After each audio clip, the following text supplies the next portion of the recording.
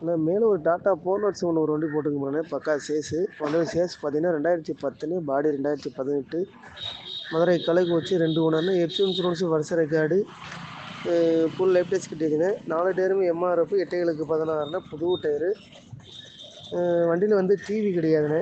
வண்டி செட்டு இருக்குதுண்ணே.